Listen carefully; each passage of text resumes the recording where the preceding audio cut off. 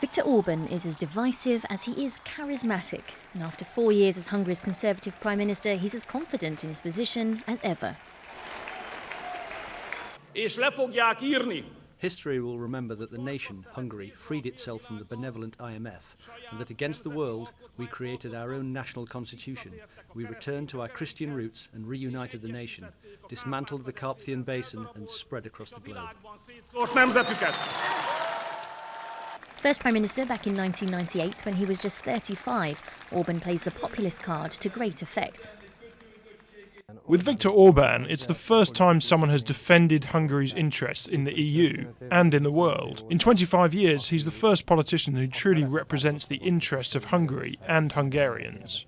Those interests include the controversial taxation of multinational banks, reduced benefits and compulsory work for the unemployed, and a VAT rise to 27%, one of the highest in Europe.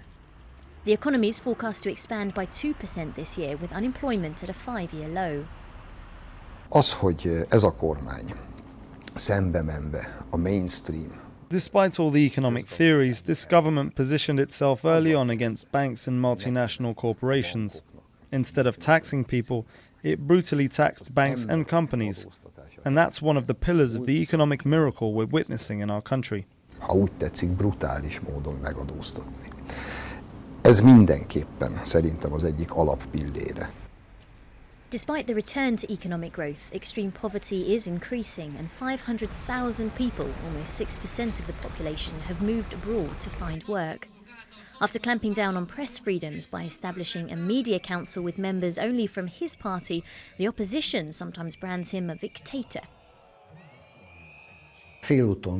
Hungary is currently halfway between a democracy and a kind of dictatorship. Viktor Orban has severely limited the rights of the opposition, and dialogue with them is non-existent.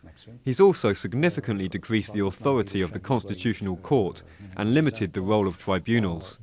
He also ended the autonomy of the central bank by imposing his own people there. Even criticism from the EU and the US has left Orban unfazed as he continues to portray himself as the only man to lead Hungary.